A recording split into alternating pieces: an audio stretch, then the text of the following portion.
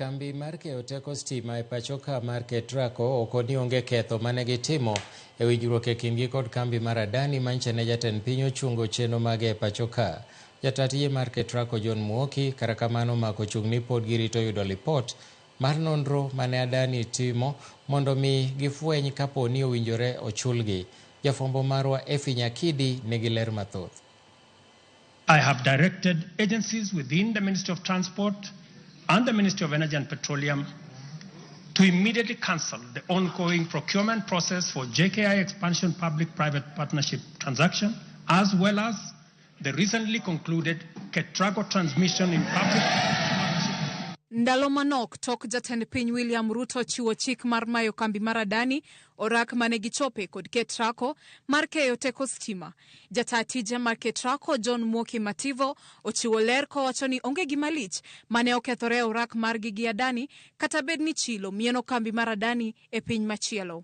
Owacho ni chope orak kod ADANI notim kaluwore gi chik kendo girito mana lipot mar alwora mong'ere kaka environmental assessment impact mondo gifweny kapo ni owinjore chula ADANI kuom omenda mane gitiyogo e kinde mane gitimo nonro margi. We look in terms of whether the material facts that were not presented to KETRACO during the diligence. Our lawyers will look in terms of that and see our point of argument, whether we terminate the contract at totality in terms of what are the cost implications to the country, whether it's going to be at zero. By this stage, they're prepared documents, so they've prepared an environmental social impact assessment report, a RAP study. The documents actually for the line that are still useful for the line that we have to determine.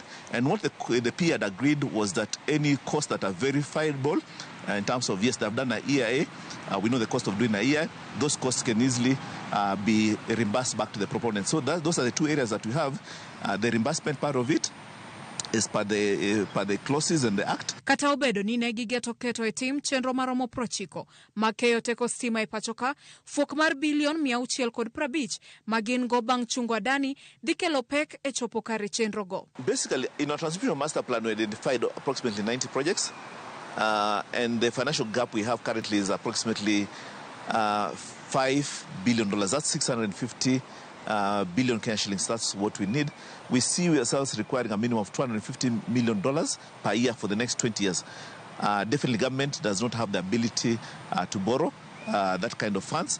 And secondly, government also has other needs, especially social, education, other areas that they need to finance. Moki odok ne jotije KETRACO kowacho ni ne gitimo nonro matut kendo chiwo ote madwarore e wi kambi mar ADANI.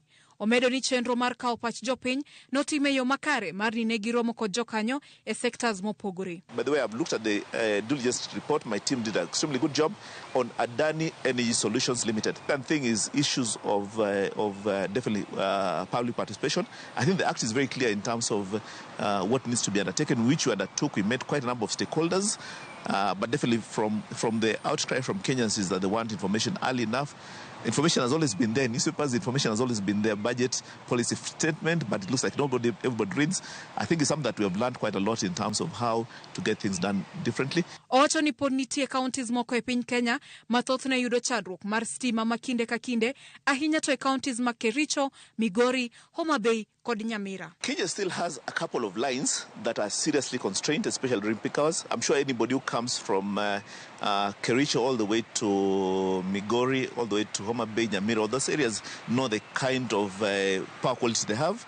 They know that they don't receive power virtually every day because we only have one line that is passing through Kisumu, Moroni, Chemosi that is seriously constrained. Kwayo mare maduong' en mondo kembe mag ji giwegi oriwre kendo ti kanyachiel gi piny owacho kaka achiel kuom yore mag kelo yot kendo chwalo chenro mag dongruok pachoka. Private sector and government working together to improve infrastructure is the way to go. Kochopo sadi, sirikal koro yawo thuolo ne jogo manyalo dwaro ragno mondo chwal kwayo mar tije manyo kambi mar ADANI dwa timo pachoka. Nyakidi, Ramogi TV, Nairobi. Wuoth mar dhialo kambi